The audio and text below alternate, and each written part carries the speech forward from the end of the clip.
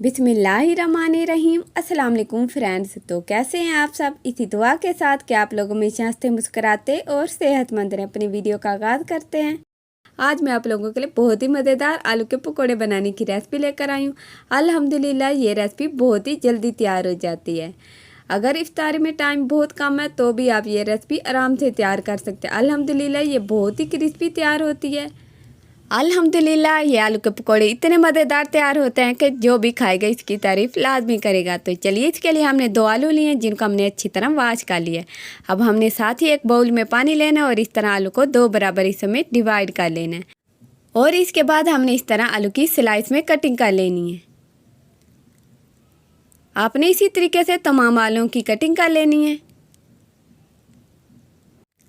आलूओं की इस तरह बारीक स्लाइस में कटिंग करने के बाद हमने इसको अच्छी तरह वॉश कर लेना है और इसका स्टार्च वगैरह रिमूव कर लेना है और इसका पानी बिल्कुल साफ़ कर लेना है। ये देखिए हमने इसका पानी बिल्कुल साफ़ कर लिया। तो अब हम जब पकोड़े बनाएंगे तो इसका ये पानी रिमूव कर देंगे। तो अब हम इसके आउटर मोस्ट कोटिंग के लिए सबसे पहले 5 टेबलस्पून मैदा लेंगे और साथ ही तकरीबन 5 टेबलस्पून हमने बेसन लेना है और 1/4 टेबलस्पून लाल मिर्च पाउडर इसमें जाएगा और साथ ही हाफ़ टेबलस्पून इसमें चिली फ्लेक्स ऐड कर देंगे। 1 टेबलस्पून के करीब टेस्ट के मुताबिक साल्ट और साथ ही हम इसमें थोड़ी सी हल्दी ऐड कर देंगे और 1 से 1.5 टेबलस्पून हम इसमें धनिया ऐड कर देंगे। 1/4 टेबलस्पून धनिया पाउडर इसमें जाएगा और साथ ही हम इसमें फ्लेवरिंग के लिए चिकन पाउडर ऐड कर देंगे और हाफ़ टेबलस्पून इसमें ज़ीरा ऐड कर देंगे और साथ ही हम इसमें बेकिंग सोडा और साथ ही हम इसमें फूड कलर भी ऐड कर देंगे। और अब हमने इन सब चीज़ों को अच्छे तरीके से मिलाकर इसमें थोड़ा थोड़ा पानी ऐड करके इसका थिक सा बैटर तैयार कर लेना है। अल्हम्दुलिल्लाह ये पकोड़े बनाने की बहुत ही आसान रेसिपी है। ये देखें हमारा बैटर बिल्कुल तैयार है। ये बहुत ही स्मूथ होना चाहिए, इसमें लम्स बिल्कुल भी नहीं होने चाहिए। ये देखें ये बिल्कुल तैयार है, इसकी ये थिकनेस होनी चाहिए। तो चलिए अब हमने जो आलू को इस तरह स्लाइस में काट के रखा था इस तरह हमने एक स्लाइस लेना है और इस बैटर के अंदर डिप कर देना है। तो चलिए अब हमने पैन में घी गर्म करने के बाद उसमें ये ऐड कर देना है। इसी तरीके से आपने तमाम पकोड़े 1 बाय 1 ऐड कर देने हैं।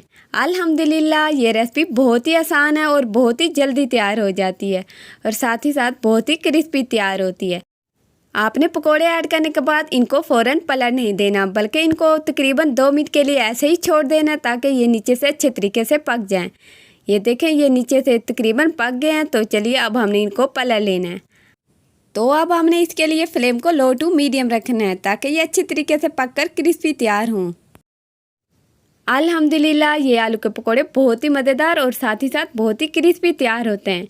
इतने मज़ेदार कि कोई भी इसकी तारीफ़ किए बगैर रह नहीं सकता। अल्हम्दुलिल्लाह ये देखें आलू के पकोड़े बिल्कुल तैयार हैं और कितना खूबसूरत कलर आया और साथ ही ये काफ़ी हद तक फूल भी गए हैं। तो चलिए अब हम इनको निकाल लेते हैं और इसी तरीके से हमने तमाम पकोड़े फ्राई कर लेने हैं। इनका घी वगैरह जो है हमने अच्छी तरीके से रिमूव कर लेना है। अल्हम्दुलिल्लाह बहुत ही खूबसूरत कलर आया और साथ ही साथ बहुत ही अच्छी खुशबू आ रही है। अल्हम्दुलिल्लाह आलू के पकोड़े बिल्कुल तैयार हैं और बहुत ही क्रिस्पी तैयार हुए हैं। आप लोग भी ट्राई कीजिएगा और कमेंट करके बताइएगा कि आप लोगों को ये रेसिपी कैसी लगी। इंशाल्लाह मिलते हैं नेक्स्ट वीडियो में, तब तक के लिए अल्लाह हाफिज़।